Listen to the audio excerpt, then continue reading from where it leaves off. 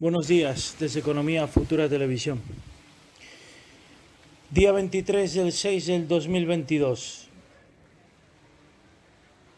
Desde este canal, a día de hoy, con una inflación bastante alta, en torno al 10%, tanto en Estados Unidos como en Europa, y mucho más alta en muchas partes de Latinoamérica y otros países. Estados Unidos ayer, varios organismos nacionales del país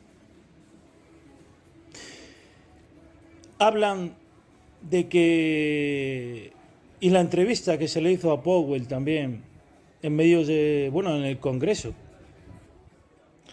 y no solamente en el Congreso, también en algunos medios de comunicación estos últimos 15 días, se intuye de que, sobre todo por lo dicho ayer por los organismos nacionales, se intuye que Estados Unidos va a destruir desempleo, es decir, empleo, perdón. Donde van a atacar la demanda va a ser en la destrucción de empleo. Van a intentar, repito, y esto lo digo porque estoy seguro, van a atacar la demanda destruyendo empleo. A partir de ahora, el desempleo en Estados Unidos va a subir. ¿Cuánto puede subir? Máximo al 14%. Es una burrada, lo sé. Pero han hablado de que puede llegar el desempleo el próximo año. Repito, el próximo año puede llegar el desempleo en Estados Unidos al 12%. Ahí es donde van a intentar bajar la inflación.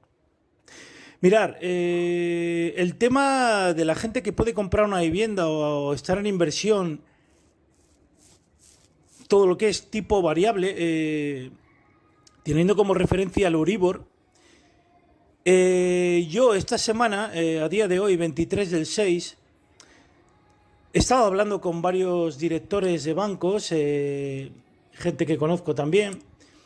La mayoría de los bancos estos 2 últimos meses han dado muy poquitas, algunas, el tipo fijo al 1,5, pero de repente, ahora mismo, a día de hoy, la mayoría de las entidades financieras no te bajan del 3%. Y voy a deciros mi opinión por si alguien contrata algún producto o contrata alguna hipoteca. Lo primero, fuera el miedo. En ningún caso veo un Euribor a más del, hablamos de Europa, más del 2,5%. No lo veo. En Estados Unidos no veo más del 5%, no lo veo. Pero bueno, Estados Unidos lo voy a dejar un poco aparte, pero digamos que no van a subir a partir de ahora el Euribor, hablando de referente en Europa, no va a subir más de 2 puntos, no lo veo.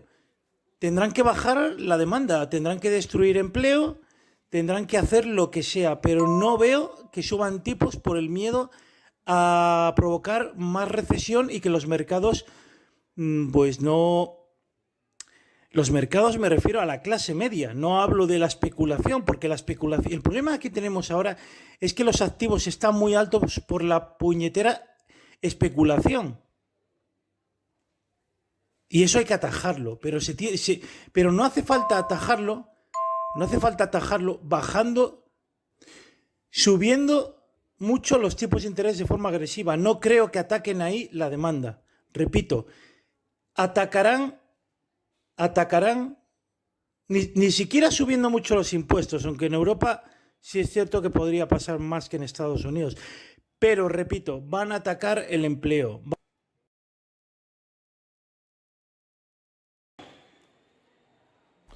Es que yo creo que el virus, el bicho este bicho microscópico, nos ha puesto de alguna forma, por un lado, delante del espejo. Es decir, en mayor o menor medida, claro, evidentemente me refiero más al mundo occidental, ¿no? Pero en mayor o menor medida, todo el mundo, pues bueno, o la mayoría de las personas sabía hacia dónde tenía que ir, o sabía lo que estaba haciendo. Podía tener mayores o menores problemas, pero vamos, todo estaba más o menos encauzado. Se rescataron los bancos, se iba inyectando dinero por parte de los bancos centrales. Pues bueno, más o menos aquello tiraba. A ver, era insostenible, pero bueno, nadie se lo planteaba. Lo que ha hecho el virus ha sido decir, oiga, piénsense esto, porque esto no se puede aguantar. Y por otro lado, lo que ha hecho ha sido acelerar muchísimo la puesta en marcha de aplicaciones tecnológicas que hubieran tardado también mucho en llegar. Y pongo el ejemplo de siempre, Amazon. Amazon sí o sí iba a convertirse, no sé si dentro de 5 o de 10 años, en una plataforma hipermundial, es decir, que iba a estar en todas partes. Bueno, el virus ha adelantado esto, pues estos 5 años. Lo que pasa es que cuidado con esto, cuidado con esto. Ahora tiene 1 millón de empleados porque la tecnología para sustituir personas aún es muy cara. Pero cuando empiece a abaratarse esta tecnología, este empleo bajará.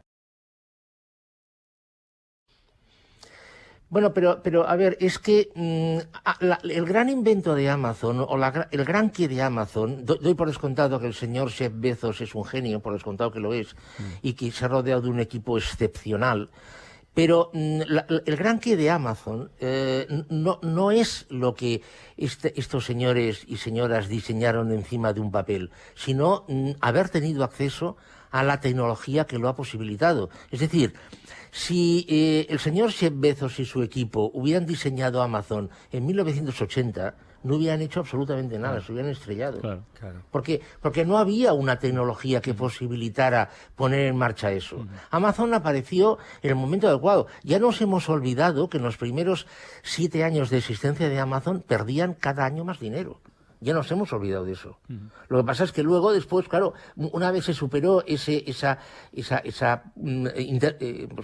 introdujo en el modelo, a partir de ahí tiró para adelante, ¿no? Entonces, claro, es Amazon, pero fijémonos, por ejemplo, que en la época de confinamiento, en los meses de confinamiento, Walmart, que es otro monstruo, también se ha introducido muchísimo en el comercio electrónico. Porque claro, es que pensemos que no solo en Amazon, por ejemplo, no solamente tienen las cosas que ellos tienen en almacén, sino que además venden cosas que tienen terceros. Es decir, Amazon, digamos, es como una ventana para otros que venden a través de Amazon. No sé en qué condiciones, claro. Entonces, la oferta de estas plataformas, hombre, no es infinita, pero casi. Añadamos la comodidad de escoger sentado cómodamente en un sitio y entonces claro, las tiendas de barrio o las tiendas de centro evidentemente sufrirán muchísimo. El otro día pues hace un par de semanas, enviaron unas fotografías de Londres, de la zona comercial, es decir, de lo que es donde está Harrods, Brompton Street, etcétera, etcétera, y es que aquello parecía el desierto del Sahara a las 10 de la noche. A ver, yo hay una cosa que realmente me ha sorprendido muchísimo, pero muchísimo, y es que para mucha gente, para muchas personas, o sea, el teletrabajo lo hemos inventado ayer. O sea, esto realmente me ha sorprendido.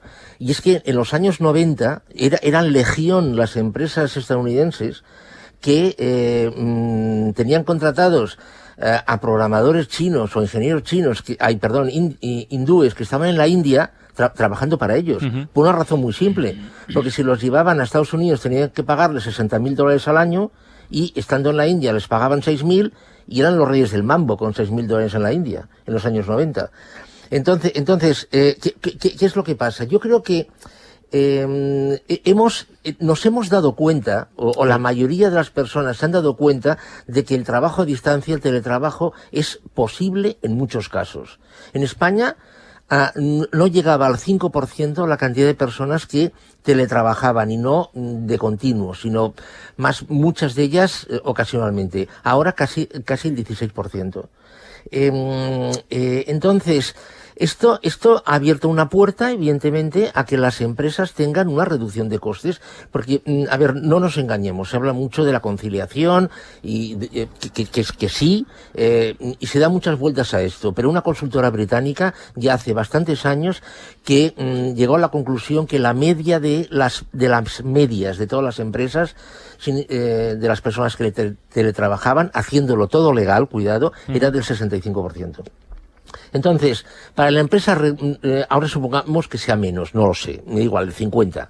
Para la empresa supone una reducción de costes. Lo que pasa es que esto, para el trabajador, supone, para muchos trabajadores, supone una serie de ventajas, evidentemente. Vale. Lo que pasa es que si se profundiza en el teletrabajo, se está abriendo una puerta a que pase lo que pasaba en Estados Unidos. A deslocalizar. Es decir, exacto. Es decir, claro. Imaginemos que en España, me lo estoy inventando todo, de verdad, que la media de ahorro de la empresa media con el teletrabajo es del 45%. Uh-huh.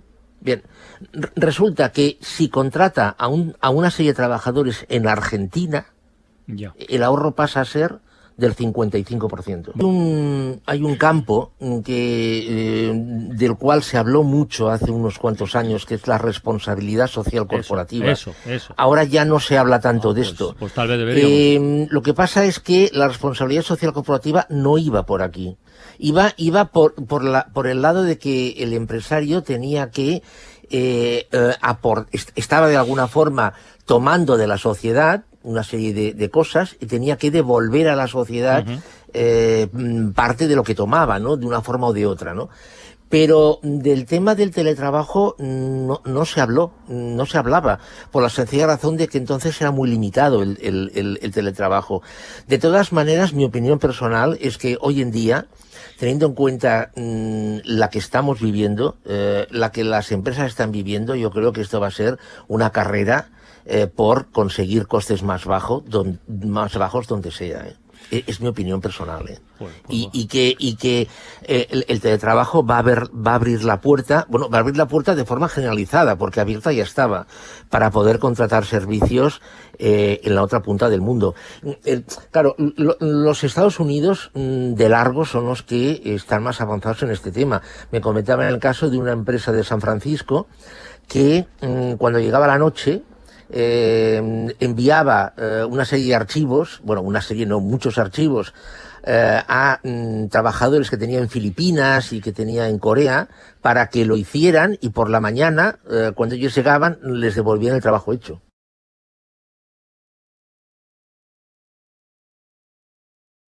Sí, lo que pasa es que, por ejemplo, los call center, eso es una actividad que es muy deslocalizable. Que va de suyo, claro. Me explico que es muy fácil ir a Bangladesh, contratar a 10.000 teletrabajadores y poner un servicio de atención al cliente en Bangladesh, que esto se ha hecho, y se sigue haciendo. Lo que pasa es que, claro, llevar un control de calidad de una empresa sueca que desde Nicaragua, dices, bueno, a ver, esto choca, esto chocaba, chocaba. Entonces esto yo pienso que cada vez va a ir a más. Pienso en temas como contabilidad, interpretación de radiografías, etcétera, etcétera. Esto claramente va a ir a más, con lo cual esto va a tener una repercusión evidentemente en el país de origen. A ver, que esto hubiera acabado llegando igual. Lo que pasa que también esto lo hemos comentado en otras ocasiones. El virus el acelerón que ha dado. Sí. Exactamente. O sea, ha acelerado todo 5 años. Y ahora nos encontramos con esta situación. Es decir, que la ley del teletrabajo está muy bien, realmente está muy bien.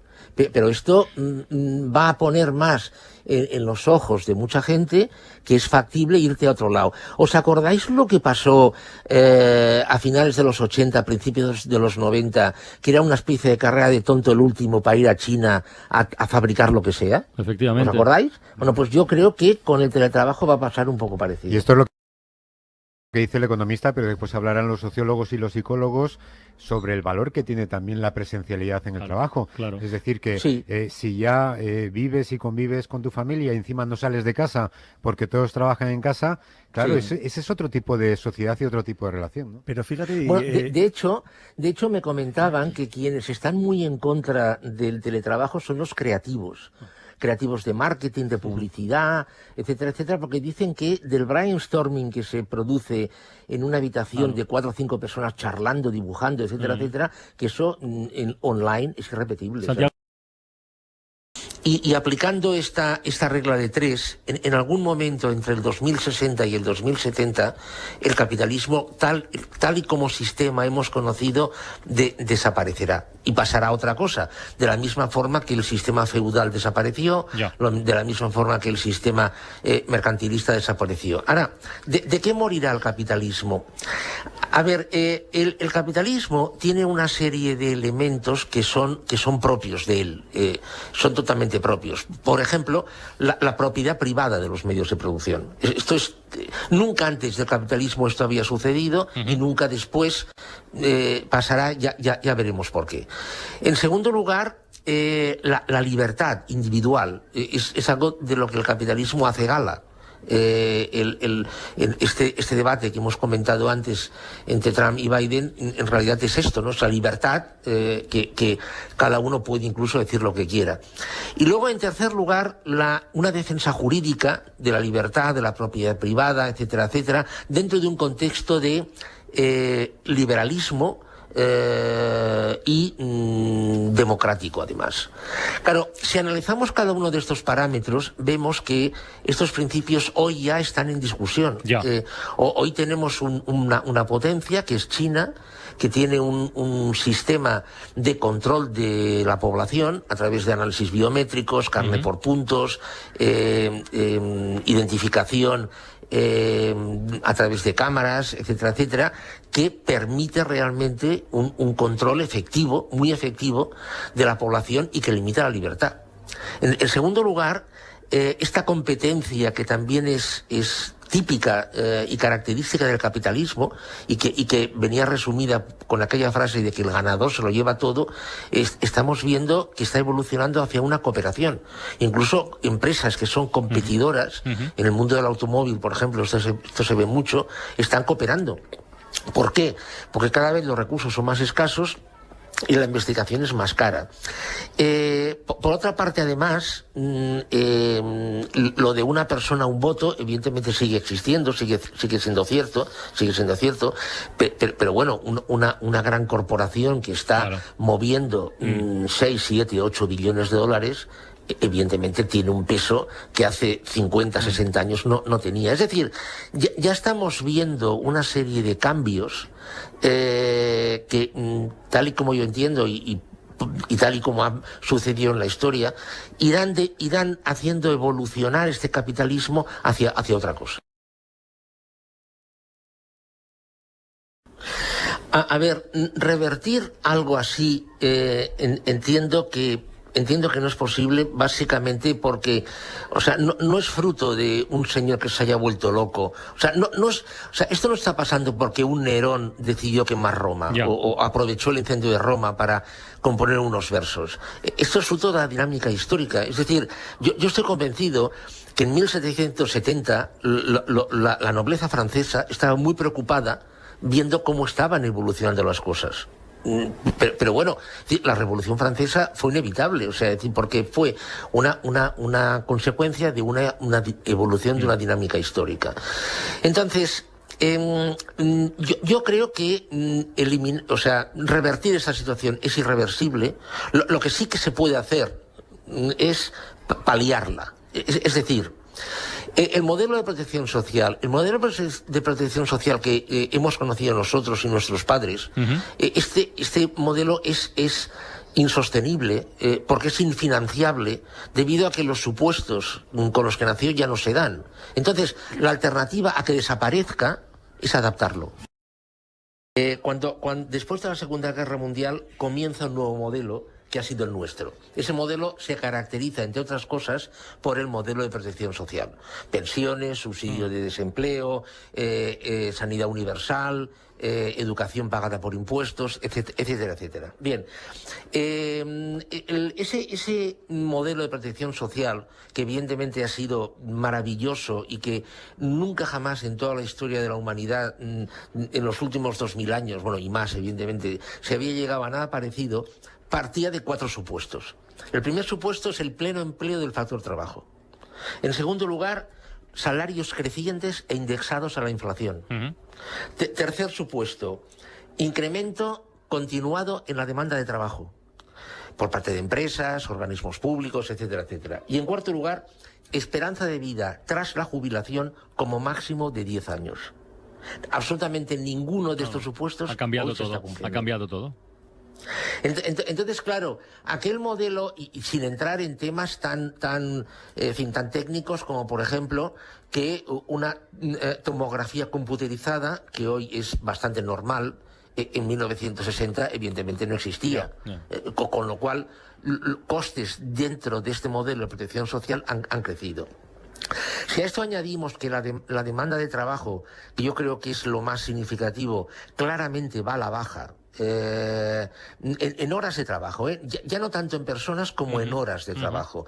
Recordemos, entre paréntesis, que el 14% de las personas ocupadas en España son pobres, porque no llegan a trabajar la cantidad de horas mínimas para acceder al salario mínimo, ¿no? Entonces, claro, estamos abocando, no solamente pensemos en España, sino todo el mundo, y en particular el mundo desarrollado, a una situación nueva en la que este modelo de protección social, con todo lo que ello comporta, no será sostenible.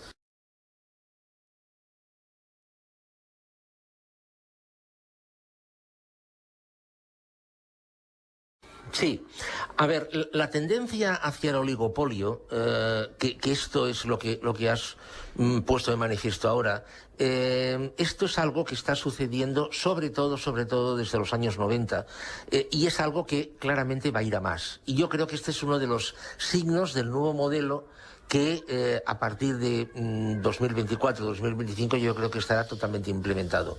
De todas maneras, es muy curioso porque el sistema capitalista en sus genes ya lleva la tendencia hacia el oligopolio. Pondré un ejemplo. Imaginemos 3 empresarios que están compitiendo para fabricar sillas.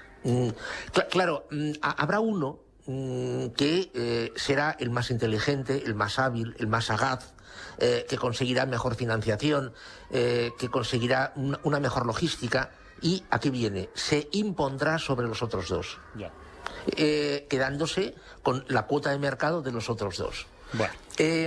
Claro, ¿qué es lo que sucede? Que los otros 2 se juntan. Claro. Sí, no, es que además es que esto pasó, por ejemplo, la Standard Oil Trust de Rockefeller a finales del siglo XIX llegó a controlar el 95% del mercado petrolífero de Estados Unidos. Entonces, pero esto es algo, insisto, que es natural, porque siempre habrá alguien que será más listo que los demás. Entonces, sí, cierto. A ver, el gran problema, yo creo, que estamos parcializando cosas que son globales. Es decir, estamos intentando dar soluciones locales a cosas que son globales. Por ejemplo, las pensiones. Es un ejemplo muy bueno. Decimos, en España hay un problema con las pensiones, por descontado. Cuidado, pero es que en Francia también, Claro. Y en Italia lo mismo. Y en Alemania. Y en Dinamarca, en todas partes hay problema con las pensiones. Porque las pensiones fueron diseñadas con unos supuestos que ya no se están dando. ¿Cuál es la diferencia? La diferencia, claro, está en la productividad. Como Dinamarca tiene una productividad más alta y la recaudación es mayor, el problema de las pensiones en Dinamarca hoy quiere decir día 16 de septiembre del 2020. El problema en Dinamarca con las pensiones es mucho menor que en España. Santiago, pero yo creo que los problemas, ya no hay problemas locales. Claro. Una de las cosas que nos trajo la segunda fase de la globalización, que empieza en los años 80, es que los problemas se globalizan. Lo que pasa es que la intensidad de estos problemas son distintos. El fraude fiscal es otro problema. O sea, es decir, en todos los países hay problema con el fraude fiscal. Global. Yo creo que tendrían que buscarse, implementarse soluciones globales, adaptando evidentemente a cada país, a cada economía, estas soluciones. En España, evidentemente, el problema de las pensiones es muy importante. Oye, Santiago, pues enlazando, y ya para cerrar, estamos en 2020, nos hemos remontado a 2010 con algo que dijiste por aquel entonces. ¿Nos das 4 pinceladas de 2030? ¿Cómo puede ser a tu juicio o es mucho pedir? Bueno, a ver, en realidad no me va a costar mucho hacerlo, porque no me preguntéis por qué, pero resulta que hará unos 4 años la OCDE publicó de una tacada quiero decir con una diferencia de un año, 4 informes poniendo el escenario del 2060. Ya. Es decir que si buscáis en la web de la OCDE están estos estudios. Entonces pinta un escenario en el cual a partir de ahora, del año 2024-25, los países miembros de la OCDE, recuerdo que España es miembro de la OCDE, entran en un declive suave pero continuado, que llega hasta el 2060. Es decir, el mundo no va a mejor. Va hacia una situación de prácticamente estancamiento. Esto es muy curioso porque en el informe que ha publicado hoy el Banco de España plantea una situación en la cual el crecimiento, ya sabéis que hay 2 escenarios, un escenario más suave y un escenario más violento, pero en el escenario más suave, en el 2022 llegamos a una tasa de crecimiento que es incluso más baja que con la que España cerró el año 2019. El año 2022. O sea, se entra con una especie como de estancamiento. No vamos hacia una situación, digamos, no, es que el virus ha sido un paréntesis y en el 2024, como dijo Funcas, a partir de ahí empezamos ya a recuperarnos, no sé qué y tal y cual, ¿no? No, que va. 2024 es un escenario que es un año que está ahí, y ya veremos qué pasa. Es decir, el Banco de España dice que es extraordinariamente complicado establecer previsiones. La OCDE también hoy ha publicado un informe en el que la palabra incertidumbre, en 15 páginas, sale 22 veces.